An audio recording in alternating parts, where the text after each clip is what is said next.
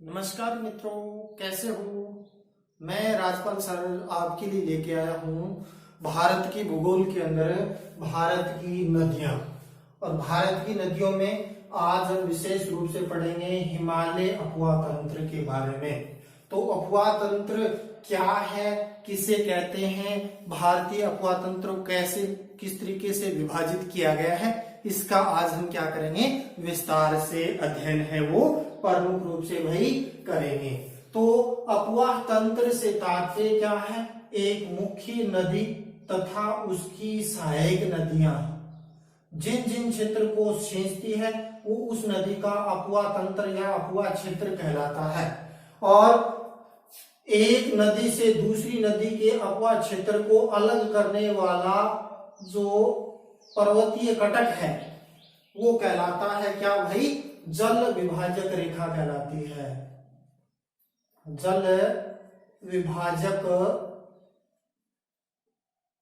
रेखा के नाम से जाना जाता है।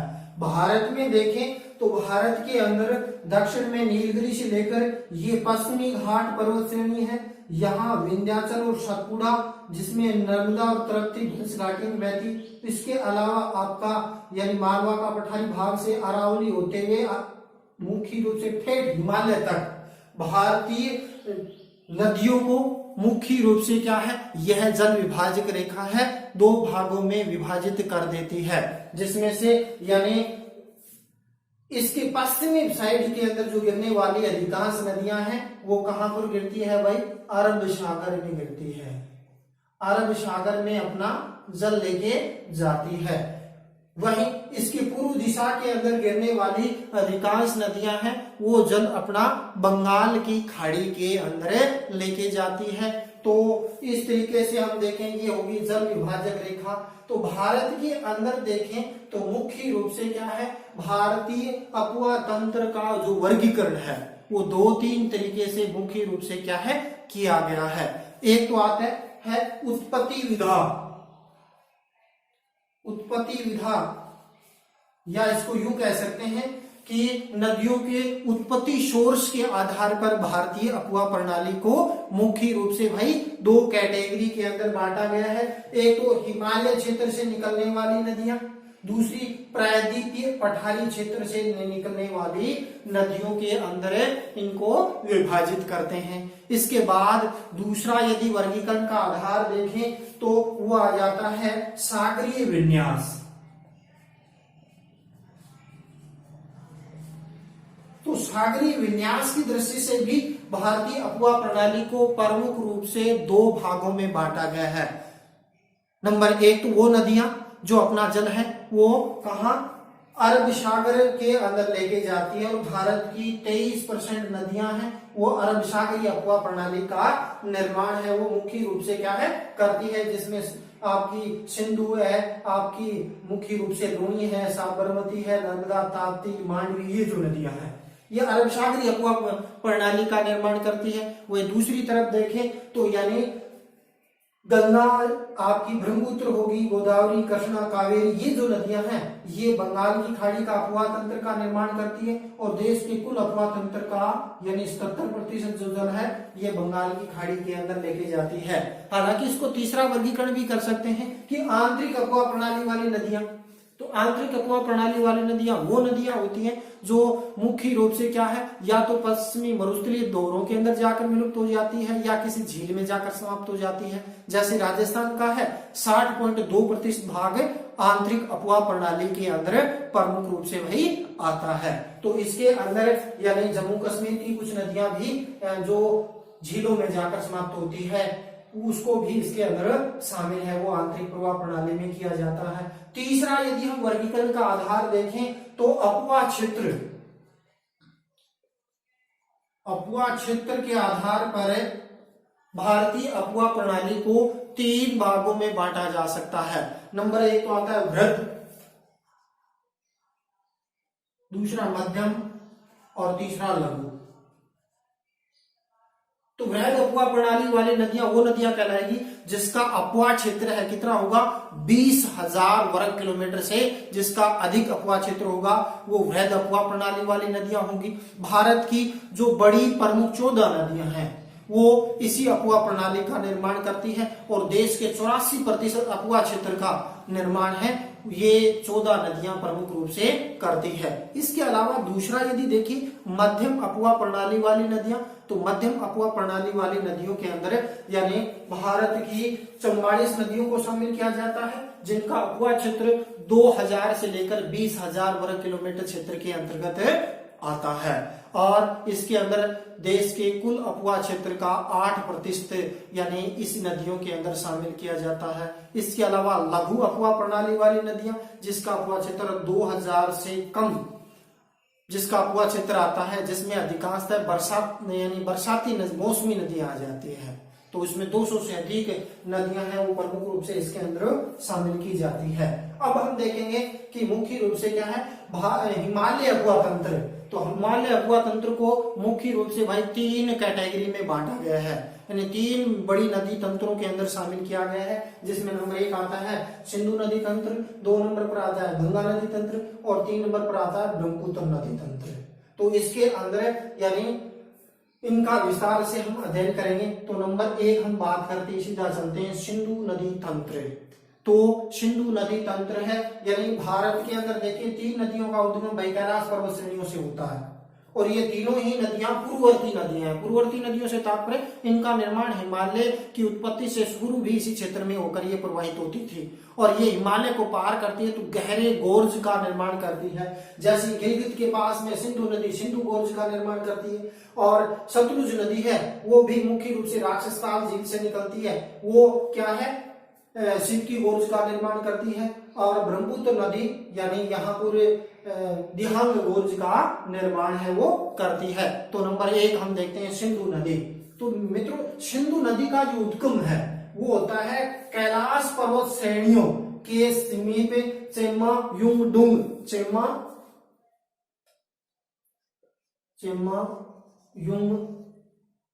हिमालय से चेमा युंगडुंग हिमालय से मुख्य रूप से इसका उद्गम होता है। वहां से मुख्य रूप से क्या है ये पश्चिम में यानी तिब्बत से भारत में प्रवेश करती देवचौक के निकट और वहां से फिर ये क्या है यानी जम्मू कश्मीर में प्रवाहित होती हुई यानी जो लद्दाख है लद्दाख नगर है वो मुख्य रूप से सिंधु नदी के तट पर बसा हुआ है और वहां से ये क्या है यानी आपका सिंधु गोर्ज में से होती हुई यानी कराची के पास आगे जाकर 2880 किलोमीटर प्रवाहित होने के बाद अरब सागर के अंदर मुख्य रूप से क्या है सिंधु नदी गिर जाती है। तो सिंधु नदी के अंदर देखें तो यानी प्रमुख रूप से कुछ तो इसकी क्या है हिमालयी नदियां हैं हिमालय क्षेत्र के अंदर जिसमें मिलती है। कुछ नदियां जो पंचनद के नाम से जानी जाती है और उसमें एग्जाम की दृष्टि से इंपॉर्टेंट भी है कई प्रश्न भी उसके अंदर पूछे जाते हैं। तो हिमालय के अंदर छोटी छोटी नदियों का यदि अवलोकन करें तो हिमालय के अंदर गर्तन है, जास्कर है, द्रास है, शोक है, सिगार है, खूजा है और ये जो नदियां हैं ये छोटी छोटी नदियां हैं जो हिमालय क्षेत्र के अंदर यानी इसके अंदर सिंधु के अंदर मिलती है। अब हम पंचनद नदियों का हम मुख्य रूप से विस्तार से अध्ययन है इसके अंदर करेंगे। तो नंबर 1 आ जाती है आपकी झेलम नदी। तो झेलम नदी का उद्गम है मुख्य रूप से आपका होता है जम्मू कश्मीर में और जम्मू कश्मीर की एक झील है शेषनाग झील। तो शेषनाग झील से क्या है यानी इस नदी का क्या होता है भाई उद्गम होता है और वहां से फिर क्या है ये यानी आगे जाकर श्रीनगर के अंदर वुलर झील में गिरती है और श्रीनगर की यानी जम्मू कश्मीर की शीतकालीन जो राजधानी है श्रीनगर वो भी इसी नदी के तट पर प्रमुख रूप से क्या है भाई यानी बसा हुआ है। फिर आगे जाकर यह झंग में मुख्य रूप से आगे जाकर चिनाव नदी के अंदर प्रमुख रूप से मिल जाती है। तो इस पर 2 प्रश्न प्रमुख रूप से पूछे जाते हैं कि सिंधु यह जो मुख्य रूप से झेलम नदी है ये क्या है कश्मीर में मैदानी घाट का निर्माण करती है घाटी में बहती है और वहां ये नदी विसर्पाकार मार्ग में प्रवाहित होती है यानी सांप की भांति बल खाते हुई मुख्य रूप से बहती है। और इसके अंदर यानी हिमालय की एकमात्र नदी है जो हिमालय क्षेत्र में यानी मैदानी क्षेत्र के अंदर विसर्पाकार मार्ग के अंदर प्रमुख रूप से प्रवाहित होती है। और श्रीनगर इसी नदी के तट पर प्रमुख रूप से क्या है, बसा हुआ है। इसके बाद दूसरी नदी हम बात करते हैं चिनाब। तो चिनाब नदी गंगा की सिंधु की सबसे बड़ी सहायक नदी है। और इस नदी के उद्गम की यदि हम बात करते हैं तो इस नदी का उद्गम है वो प्रमुख रूप से क्या है, हिमाचल प्रदेश के अंदर। हिमाचल प्रदेश के अंदर यानी यहाँ एक दर्रा है, कौन सा, बड़ा लाचा दर्रा। तो बड़ा लाचा दर्रे से मुख्य रूप से क्या है, उद्गम होता है। और वहां से फिर क्या है, ये यानी आगे जाकर जम्मू कश्मीर में होते हुए और आगे मिटनकोट से पहले ही मुख्य रूप से क्या है, सिंधु नदी के अंदर मिल जाती है। तो चिनाब नदी है तो ये क्या है, यानी यहाँ जो आपका बड़ा लाचा दर्रा है हिमाचल प्रदेश के अंदर, वहां इसको चंद्रभागा, क्योंकि ये दो शाखा चंद्र और भागा दो शाखाओं से मिलकर प्रमुख रूप से क्या बनती है, तो हिमाचल प्रदेश में इसको चंद्रभागा के नाम से और जम्मू कश्मीर में इसको क्या है, यानी चिनाब के नाम से भी जाना जाता है। इसके बाद थर्ड नदी हम बात करते हैं, वही आपकी आ जाती है रावी नदी। तो रावी नदी का उद्गम भी हिमाचल प्रदेश से होता है, यानी हिमाचल प्रदेश से 3 नदियों का उद्गम होता है। कौन सी, चिनाब, रावी और व्यास।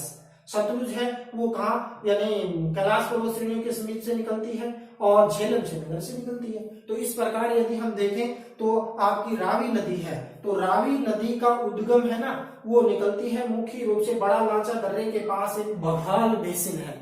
तो बघाल बेसिन से क्या है, यानी आपकी जो प्रमुख सहायक नदी है यानी रावी, इस नदी का क्या होता है भाई, उद्गम होता है। और वहां से मुख्य रूप से ये आगे जम्मू कश्मीर से होती हुई अंत में कहां पर मिल जाती है, ये मिल जाती है आगे जाकर चिनाब नदी के अंदर प्रमुख रूप से भाई मिल जाती है। इसके बाद यदि हम चौथी नदी की बात करते हैं व्यास नदी, तो व्यास नदी है, ये भी हिमाचल प्रदेश से निकलती है। और हिमाचल प्रदेश का एक दर्रा है रोहतांग दर्रा, जो मुख्य रूप से बड़ा लाचा दर्रा के समीप है। तो रोहतांग दर्रे से इस नदी का मुख्य रूप से क्या होता है भाई, उद्गम होता है। और वहां से फिर ये क्या है, यानी हिमाचल प्रदेश पंजाब होते हुए हरिके नामक स्थान पर, पंजाब के हरिके नामक स्थान पर ये किस नदी के अंदर मिल जाती है, ये मिल जाती है आपकी नदी सतलुज नदी के अंदर। और हरिके बैराज से ही विश्व की सबसे लंबी नदी है, कौन सी, इंदिरा गांधी नहर निकलती है, जो राजस्थान की मरु गंगा या के नाम से भी जाना जाता है, या राजस्थान नहर के नाम से भी इसको पहले जाना जाता था। इसके बाद आती है आपकी सतलुज नदी। तो सतलुज नदी की यदि हम बात करते हैं तो सतलुज नदी सिंधु नदी की दूसरी सबसे बड़ी सहायक नदी है। और यह जो नदी है यानी पूर्ववर्ती नदी है, यानी हिमालय पर्वत श्रेणी को काट के यानी गोर्ज बनाती है, कौन सो, सीप की गोर्ज बनाती हुई मुख्य रूप से बहती है। तो ये निकलती है कहां से भाई, ये निकलती है यानी मानसरोवर झील के समीप एक दूसरी झील है राक्षस ताल झील, जो कैलाश पर्वत श्रेणियों में स्थित है, वहां से इस नदी का उद्गम होता है। पहले तो ये क्या है, सिंधु के समानांतर बहती है, फिर ये क्या है, अरुणाचल प्रदेश और पंजाब में बहती है, और पंजाब में इसके अंदर व्यास नदी मिलती है, और आगे जाकर ये यानी मिटनकोट से पहले ही मुख्य रूप से क्या है, किसमें, आपकी चिनाब नदी के अंदर प्रमुख रूप से मिल जाती है। तो ये हो गया अपना हिमालय अफवाह तंत्र। और हिमालय अफवाह तंत्र के अंदर छोटी नदियां मैंने बताई थी, भी इसके बारे में कभी पूछते हैं, भी गर्तन है, जास्कर है, द्रास है, शोक है, सिगार है, हुजा है, ये छोटी छोटी नदियां भी सिंधु की सहायक नदियां हैं। तो सिंधु नदी का कुल लंबाई कितनी है, 2880 किलोमीटर, जो ब्रह्मपुत्र के बाद दूसरी सबसे लंबी नदी है। इसका अफवाह क्षेत्र की बात करते हैं तो यानी 11,65,000 वर्ग किलोमीटर है।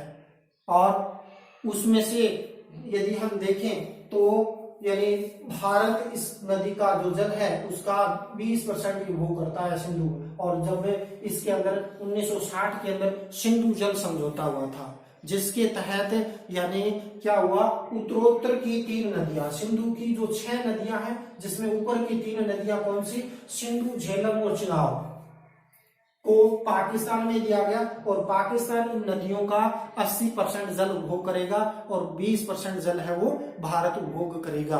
वहीं यदि हम बात करते हैं रावी, व्यास और सतलुज, जो दक्षिण की 3 नदियां हैं सिंधु की, वो दी गई भारत की और भारत अपना इसका 80% जल उपभोग करेगा, 20% इसका पाकिस्तान को दिया जाएगा। और हाल ही में ये मुद्दा गरमाया हुआ है कि सिंधु जल समझौते के अंदर यानी कुछ परिवर्तन है वो किया जाए। तो ये प्रश्न भी एग्जाम की दृष्टि से भी इम्पोर्टेंट इसके अंदर बनता है। इसके बाद मित्रों हम पढ़ते हैं गंगा नदी तंत्र। तो गंगा नदी तंत्र के अंदर यानी 2-3% फैक्चुअल बनते हैं कि गंगा नदी तंत्र भारत के 1/4 भाग पर यानी 25% अफवाह क्षेत्र का निर्माण करती है और अफवाह प्रणाली की दृष्टि से, अफवाह क्षेत्र की दृष्टि से भारत की सबसे बड़ी नदी है गंगा नदी। गंगा नदी भारत में बहने वाली यानी प्रमुख नदी है और हालांकि बांग्लादेश में भी इसका अफवाह क्षेत्र है। तो गंगा नदी की बात करते हैं तो गंगा नदी का जो उद्गम है वो होता है कहां से, यानी ये निकलती है यानी गंगोत्री या गोमुख से और इधर से एक शोपथ यानी वहां से नदियां निकलती है अलकनंदा और भागीरथी। और अलकनंदा और भागीरथी नदी है देव प्रयाग में आकर यानी ये आपस में मिल जाती है। उसके बाद इसका नामांकन पड़ जाता है, क्या है, यानी गंगा के नाम से इसका नामांकन पड़ जाता है। तो ये गंगा नदी है, हरिद्वार के अंदर मैदानी भागों में प्रवेश है वो करती है। और ये नदी की कुल लंबाई की बात करते हैं तो इसका कुल लंबाई है 2525 किलोमीटर। गंगा की कुल लंबाई कितनी है, 2525 किलोमीटर। ये 5 राज्यों में से होकर बहती है भाई, यानी उत्तराखंड जहां से निकलती है, उत्तर प्रदेश, उसके बाद आपका आ जाता है बिहार, उसके बाद झारखंड और उसके बाद आता है पश्चिम बंगाल। तो सबसे ज्यादा लंबाई तो है इसकी उत्तर प्रदेश के अंदर, सबसे कम लंबाई है यानी झारखंड के अंदर। पीछे ये यूपीएससी के अंदर प्रश्न भी पूछा गया कि गंगा नदी में से कौन से में होकर गुजरती है। तो गंगा नदी मैं भी मान रहा था कि 4, लेकिन मैंने गूगल पर सर्च किया तो 5 यानी मुख्य रूप से क्या है यानी राज्यों से होकर यह नदी है वो गुजरती है। और आगे हम देखते हैं तो गंगा नदी है वो पश्चिम बंगाल में जाकर 2 शाखाओं में वितरित हो जाती है। एक शाखा तो कहलाती है इसकी कौन सी भाई, हुगली नदी, है ना, और दूसरी शाखा कहलाती है कौन सी, भागीरथी नदी के रूप में मुख्य रूप से कन्वर्ट हो जाती है। और भागीरथी नदी है वो मुख्य रूप से इधर से आगे आती है कौन सी, ब्रह्मपुत्र, जो बांग्लादेश में मिलकर यानी पद्मा के नाम से मुख्य रूप से बंगाल की खाड़ी में प्रवेश कर जाती है। वहीं हुगली नदी के अंदर बात करते हैं तो हुगली के अंदर यानी छोटा नागपुर के पठार से निकलने वाली दामोदर नदी, जो छोटा नागपुर पठार को 2 भागों में यानी विभाजित करती है और भ्रंश घाटी के अंदर प्रवाहित होती हुई इस आपकी हुगली नदी के अंदर मिलती है। भ्रंश घाटी में भारत की 3 नदियां बहती है, एक तो नर्मदा, दूसरी ताप्ती और तीसरी है दामोदर। तो इस प्रकार क्या है यानी ये इसके हुगली के अंदर मिल जाती है। हुगली पश्चिम बंगाल के अंदर प्रवाहित होती है और पश्चिम बंगाल का जो मुख्य रूप से क्या है, कोलकाता नगर है, वो इसी हुगली नदी के तट पर है, प्रमुख रूप से बसा हुआ है। अब हम इस नदियों का वर्गीकरण की बात करते हैं तो हिमालय की नदियों को मुख्य रूप से 2 भागों में बांट सकते हैं। एक तो बाएं तट पर निकलने वाली नदियां जिसमें अधिकांश नदियां प्रायद्वीपीय पठार से निकलती है, छोड़कर एक यमुना को। दूसरी है दाएं तट पर निकलने वाली, उत्तर क्षेत्र में निकलने वाली, रामगंगा है, गोमती है, घाघरा है, गंडक है, कोसी है और महानंदा है। ये नदियां हिमालय क्षेत्र से प्रमुख रूप से भाई इसके अंदर मिलती है। अब हम एक एक नदी का थोड़ा सा वर्गीकरण कर लेते हैं। आपके बाएं तट पर निकलने वाली नदियों में पहली आ जाती है आपकी यमुना नदी। तो यमुना नदी है गंगा की सबसे लंबी सहायक नदी है। इस नदी की यदि हम बात करते हैं तो गंगा इस नदी की कुल लंबाई है 1385 किलोमीटर और यह नदी है भारत की प्रमुख बड़ी नदियों में से एक है, जिसमें से एक नंबर तो आता है आपकी कौन सी भाई, ब्रह्मपुत्र, जिसकी लंबाई 2900 किलोमीटर है। दूसरा यदि हम बात करते हैं आपकी आ जाती है सिंधु। सिंधु नदी की कुल लंबाई आ जाती है कितने, 2880 किलोमीटर। तीसरी यदि हम बात करते हैं तो गंगा आ जाती है। चौथी बात करते हैं तो गोदावरी नदी आ जाती है, कितने, 1465 किलोमीटर। पांचवी नदी की यदि हम बात करते हैं तो पांचवी नदी आ जाती है आपकी कृष्णा नदी और कृष्णा नदी की कुल लंबाई है कितनी, 1400 किलोमीटर। इसके बाद आपकी छठी नदी आती है, ये कौन सी, आपकी यमुना नदी। तो यमुना नदी की कुल लंबाई 1385 किलोमीटर है। तो गंगा की सबसे बड़ी सहायक नदियों में है कौन सी, ये आपकी यमुना नदी। तो यमुना नदी यमुनोत्री जो बंदरपुंज की पहाड़ियों पर स्थित है, यमुनोत्री हिमनद से मुख्य रूप से क्या है, इस नदी का उद्गम होता है और सर्वप्रथम गंगा में मुख्य रूप से क्या है, बाएं तट पर मिलती है। तो यमुना के अंदर यानी प्रायद्वीपीय पठार से निकलने वाली 2-3 नदियां हैं, वो इसके अंदर प्रमुख रूप से मिलती है, जिसमें आपकी चंबल, बेतवा, केन, ये क्या है, किसकी सहायक नदी है, ये सहायक नदी है आपकी यमुना की। तो चंबल नदी की बात करते हैं तो चंबल नदी है वो मध्य प्रदेश से निकलती है, 965 किलोमीटर प्रवाहित होती है और राजस्थान, मध्य प्रदेश, उत्तर प्रदेश में इटावा के पास इस यमुना नदी में मिलती है। और यह नदी कुख्यात है बिहड़ भूमि या उत्खात भूमि या बैडलैंड भूमि के लिए मुख्य रूप से क्या है, विख्यात है, ये मानी जाती है भारतवर्ष में।